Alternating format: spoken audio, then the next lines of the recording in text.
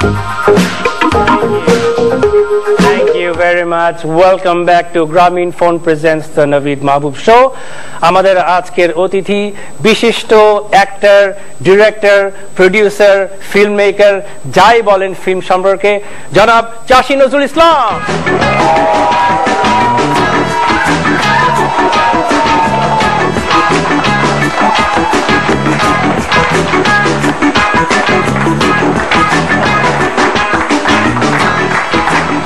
Thank you very much. আপনি এত ব্যস্ততার মধ্যে এসেছেন, অনেক অনেক ধন্যবাদ। ধন্যবাদ। শুধু আমি একা দিলে হবে না, আমিও ধন্যবাদ দিচ্ছি ডাকার জন্য, আমাকে ডাকার জন্য। আপনাকে ডাকার জন্য আই এম প্রিভিলেজ, সবাই প্রিভিলেজ। আর দর্শক মন্ডলী, একটা ভিতরের সিক্রেট আপনাদের সাথে শেয়ার করি, সেটা হচ্ছে যে উনি অ্যাকচুয়ালি আমার খালু হন। ওকে, উনার ওয়াইফ জ্যোৎস্না খালা আর আমার আম্মা ওনারা ফার্স্ট কাজিন। ওনাকে আমি সবসময় চাষি খালু বলে ডাকি, কিন্তু এখানে আমরা ভাই বলে ডাকি ভাই। তো আপনাকে আপনার একটা ইন্টারেস্টিং আরেকটা পিছের খবর বলি, যে আপনি যখন আসছেন এখানে আমাদের প্রোডিউসার কিন্তু খুব, আচ্ছা, কিন্তু তুমি তো বললে যে তোমার খালার নাম বলে জ্যোৎস্না খালা, কিন্তু আমার যে আপা, তোমার আম্মা হেলেন আপা, তার নাম তো বললেন না। ওকে, আমার আম্মার নাম হলো Helen, not Helen of Troy, Helen of Dhaka. Right right.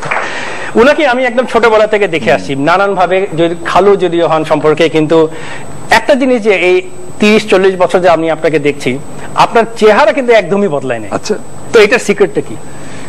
এটা বিকজ আমার মনে হয় আমি ফিল্মে আছি বলে। I think so, I think it's true. আমার আর আপনি কিন্তু আজকে থেকে না, আপনি সেই ছোটবেলা থেকেই আমি যতটুকু জানি যে আপনি সিনেমা দেখার জন্য নিজের বই বিক্রি করতেন। শুধু তাই না, বন্ধুদের বই মেরে দিয়েও সেগুলি বিক্রি করেও সিনেমা দেখতেন, রাইট? আমার এখানে অনেক বই ছিল, একটু আগে খুঁজে পাচ্ছি না।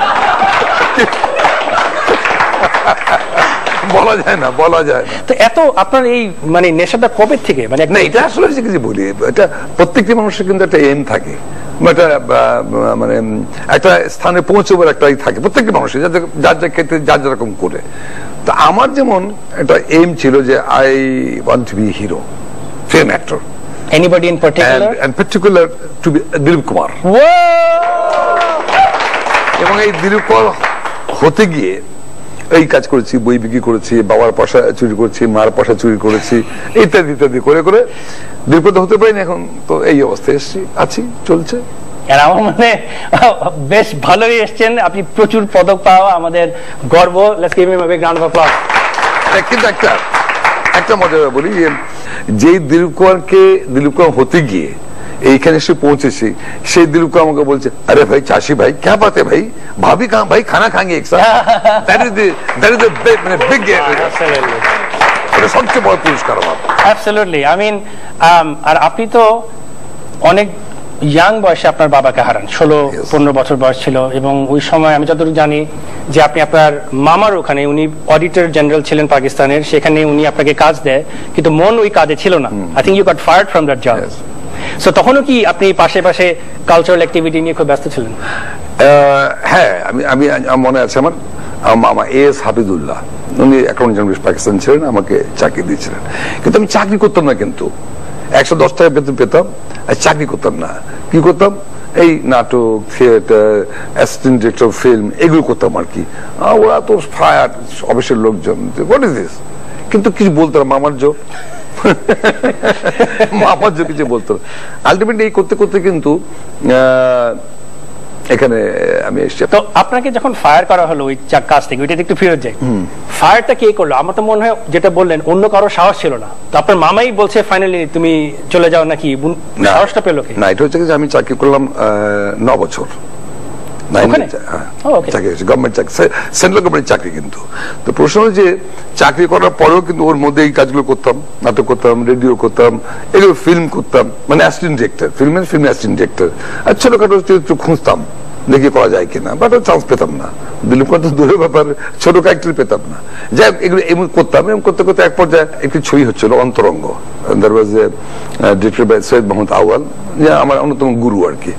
তো তিনি ওই ছবি শুরু করে আমি ওই ছবিতে ঢুকে গেলাম। ঢুকে গিয়ে আমি বললাম কাজ করা, চিফ অ্যাসিস্ট্যান্ট ডাইরেক্টর, একটু প্রমোশন পেলাম অ্যাসিস্ট্যান্ট ডাইরেক্টর থেকে chief assistant director, and then become a ফিল্মের একবার এত ইনভলভ হলাম যে ওই অফিসে যেতামই না।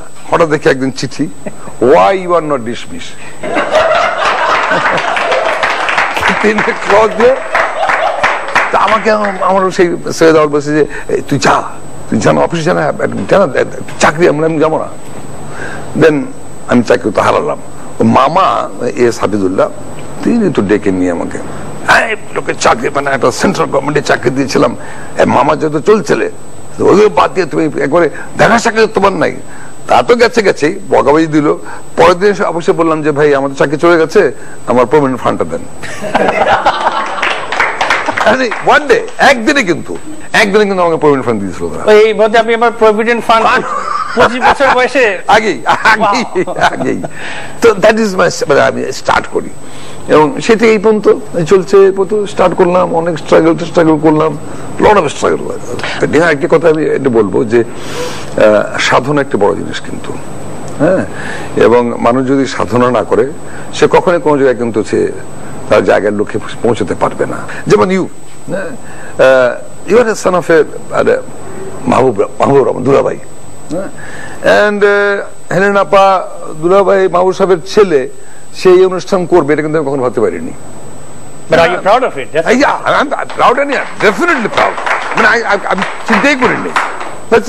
আপা ইজ এডুকেটেড, দুলাভাই একটা জিন কিন্তু কাজ করছে যে মাহবুব সাহেব কিন্তু রসিক লোক, এক্স্যাক্টলি, হ্যাঁ, এবং ওই জিনটা কিন্তু কাজ করছে এবং ওইটা কিন্তু কাজে লাগিয়েছো তুমি, লাগিয়ে কিন্তু এই পর্যায়ে সব। I saw a program in Calcutta, বলে কি প্রোগ্রামটা হতো, মিরাক্কেল প্রোগ্রামটা।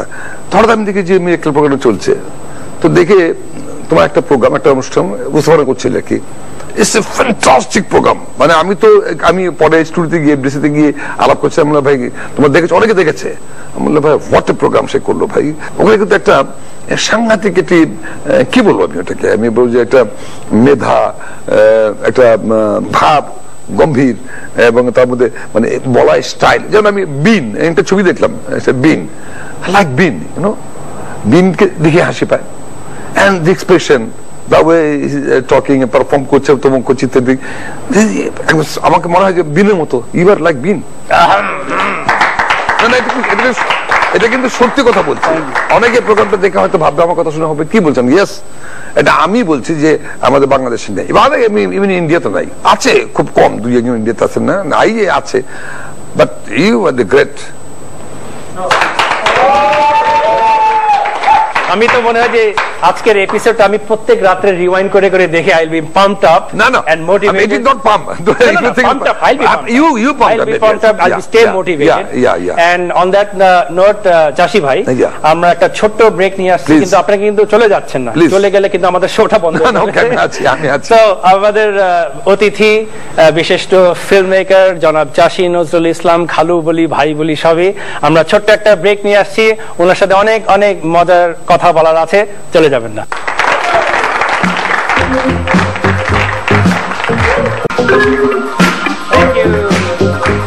Thank you very much. Welcome back to Grameenphone presents the Naveed Mahboob Show. আমরা কথা বলছি জনাব চাষি নজরুল ইসলামের সাথে। চাষি ভাই, মজার কথা বলছিলাম, সবচেয়ে বড় কথা আপনি এত প্রশংসা করলেন, I am really touch, and আপনার কাছ থেকে এই প্রশংসাটা যে পেলাম, this will keep me motivated. Still আমি কিন্তু দেখছি, এখনো দেখছেন, আমি শুনছি না কিন্তু আমি ইওর পারফরম্যান্স, আমি still I think you should come and sit over here. No, I think you have to come. আমি কিন্তু দেখছি স্টিল। চাষি নজরুল প্লিজ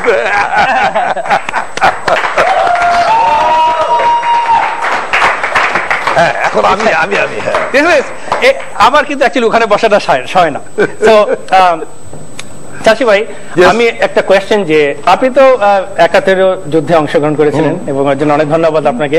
সো ওই সময় আপনার যে আপনি এত বড় একজন আর্টিস্ট, আমি আর্টিস্টই বলবো, ক্রিয়েটিভ একজন লোক, আর আপনি যখন যুদ্ধে ঝাঁপিয়ে পড়েছিলেন, সো ওই সংমিশ্রণটা কিভাবে হলো, অনুভূতিটা কি ছিল? যখন এই যুদ্ধ শুরু হয়ে গেল, এই 25 বছর রাতে, খুবই রাতে শুরু হয়ে গেল, ন্যাচারালি বিভীষিকা সব ইতিহাস আমরা জানি।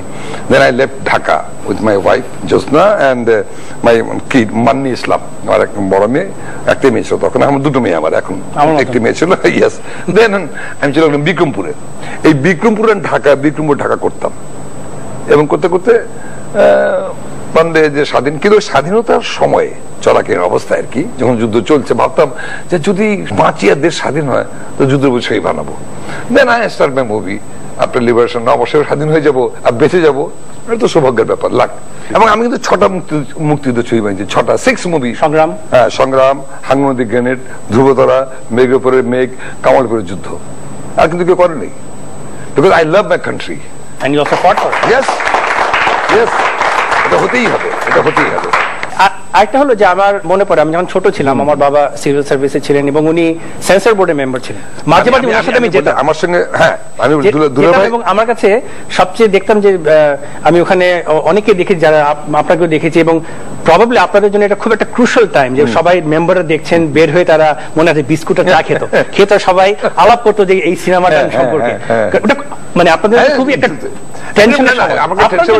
অনেকের জন্য, হয় আমার জন্য হয়েছে। যখন মাহবুব সাহেব যখন নাকি মেম্বার, সেন্সর বোর্ডের মেম্বার, উনি কমার্স মিনিস্ট্রিতে ছিলেন, উনি বাই ভার্স কমার্স মিনিস্ট্রি থেকে director of the FDC studio also.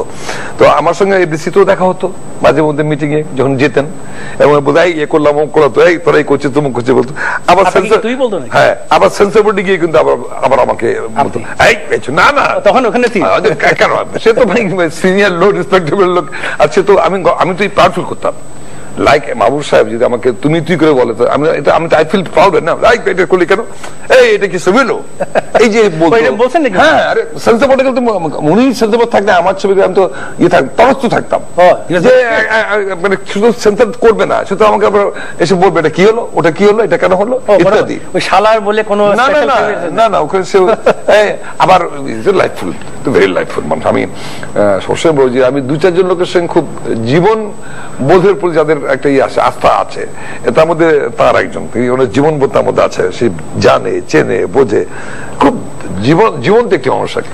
Producer director হিসেবে আপনার যা মানে অনেকের সাথে তো কাজ করেন, কার সাথে কাজ করতে সবচেয়ে ইজি লাগে, আর কার সাথে কাজ করতে সবচেয়ে ডিফিকাল্ট? টেকনিশিয়ান, ওটা আর্টিস্ট ও টেকনিশিয়ান। আর্টিস্ট না, কাজ করতে আমি তো অনেকের সঙ্গে কাজ করেছি, সেই অলমোস্ট সবার সঙ্গে কাজ করেছি। এদের মধ্যে যদি বলি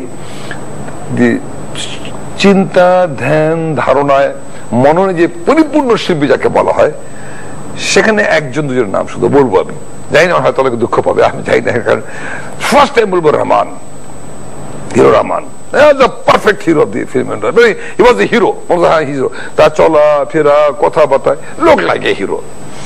দেন গোলাম মুস্তফা, গোলাম মুস্তফা পশ, ভদ্র, নম্র, নাইস, আমার খুব ভালো লেগেছে কাজ করে। তারপর রাজ্জাক, অবভিয়াসলি। রাজ্জাকের অল্টারনেট তো আমি দেখি না, এটা কিন্তু আমি বলবো, হয়তো আমার বন্ধু বান্ধব আলমগীর দুঃখ পেতে পারে, ফারুক দুঃখ পেতে পারে, ভেরি ক্লোজ ফ্রেন্ড আমার। অনুষ্ঠানটা এখন দেখেন চ্যানেল বদলাই ফেলবেন। কিন্তু একটা কথা বলবো, আমি একটি কথাই বলবো, সুশিক্ষিত সমাজ কিন্তু প্রোগ্রামটি দেখে। তো এটা কিন্তু শুধু প্রোগ্রাম না, এটা কিন্তু লিসন, এটা কাজ, কিন্তু এই কাজ কিন্তু অডিয়েন্স কিন্তু শুনছে, ল্যাঙ্গুয়েজ শুনছে, কিন্তু ভাষা শুনছে, কিন্তু সেখানে ভাষা বিকৃতি করা ঠিক হবে না। যেন নতুন প্রজন্মের যারা অডিয়েন্সরা দেখছে, যেখানে বসে আছে টিভির সামনে, তাদের ভুল বাংলা না শেখে, এটা দায়িত্ব। এবং তোমার প্রোগ্রামটা আমার চেয়ে ইন্টারেস্টেড, কিন্তু তোমার প্রোগ্রামটা আমাদের চেয়ে অনেক বেশি ইন্টারেস্টেড, কিন্তু তোমার প্রোগ্রামটা প্রভাবটা কিন্তু বেশি পড়ে, কিন্তু বিলিভ মি। তো ওই প্রোগ্রাম থেকে শেখে, তো ভুল শিখবে তো ওই প্রোগ্রাম থেকে। ভুল বলে খ্যাত বলে বাচ্চা, হ্যাঁ বললো খ্যাত, এটা কেন বললো, ও মাথা ঢুকে গেল, হয়তো জিজ্ঞেস করলো না, তার মাথায় সেও কিন্তু বলা শুরু করলো, হ্যাঁ গিয়েছিলাম তোমাকে, যেমন বলে যাচ্ছে যাচ্ছে আকাশে মেঘ করেছে, বিদ্যুৎ চমকাচ্ছে, হঠাৎ হাঁটতে হাঁটতে ক্ষেতের মধ্যে পড়ে গেলাম।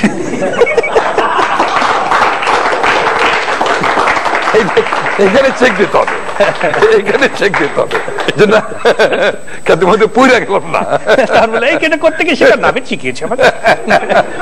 শেষ একটা প্রশ্ন করি আপনাকে, যে আপনার সিনেমাকে ছোট একটা পার্ট পাওয়া যাবে নাকি? না, এটা তো মানে রিভিউ ওয়ান টু একদম তো ফিল্ম, আরে বহু ডিরেক্টর আছে।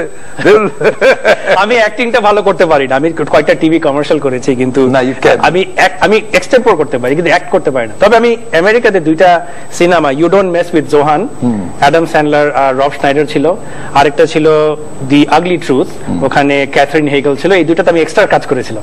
এবং স্ক্রিন অ্যাক্টরস গিল্ড থাকে না, স্যাগ, ওইটা 3টার একটা ভাউচারে পেয়েছি, 3টা পেলে আচ্ছা। পুরা ভাউচার স্যাগ মেম্বার হওয়া যায়। সো আমার কাজ ছিল পাঞ্জাবি পরে পিছে আমি হাঁটছি, এটাই আমার কাজ ছিল। It was a very intensive work, very hard work, very hard work, very hard work. আমরা খুব সহজ মনে করি, আসলে তত সহজ না। তো চাষি ভাই, আমাদের মানে যাকে বলে যে when we are having fun, time absolutely flies. So আপনি যে এত কষ্ট করে আমার এই শোতে এসেছেন, আপনাকে অনেক অনেক ধন্যবাদ। আর আপনার যদি কোনো ফিডব্যাক থাকে প্লিজ আমাদেরকে অবশ্যই জানাবেন। টিভিতে যখন দেখবেন ফোন করবেন, নাবি তুমি কেন খ্যাত কথাটা বললে, এটা বলবেন না, please feel free to say that. And সেই জন্য সেই বলে আপনাকে অনেক অনেক ধন্যবাদ জানাচ্ছি। আমাকে একটু চান্স দিতে হবে। হ্যাঁ, আমি ধন্যবাদ জানাচ্ছি এনটিভি কে, এবং ধন্যবাদ জানাচ্ছি নাভিদ মাহবুবকে, এবং ধন্যবাদ জানাচ্ছি যারা এই অনুষ্ঠানটি দেখছেন তাদের, এবং বিশেষ করে এই অনুষ্ঠানটি করার জন্য গ্রামীণ ফোন বোধহয় এটার খুব সম্ভব, গ্রামীণ ফোনের সৌজন্যে বোধহয় প্রোগ্রামটি হচ্ছে।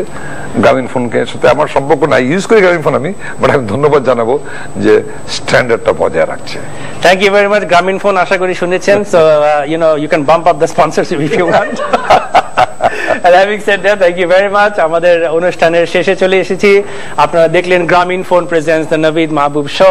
আমাদের সাথে আজকে ছিলেন বিশিষ্ট চলচ্চিত্র নির্মাতা, পরিচালক, অভিনেতা, যাই বলেন, এবং আমাদের কিছু ফোনও বাজা শুরু করেছে। বোঝা যাচ্ছে যে অনেকে বলছে জানো চাষী নজরুল ছিল, আজকে চাষী নজরুল ছিল।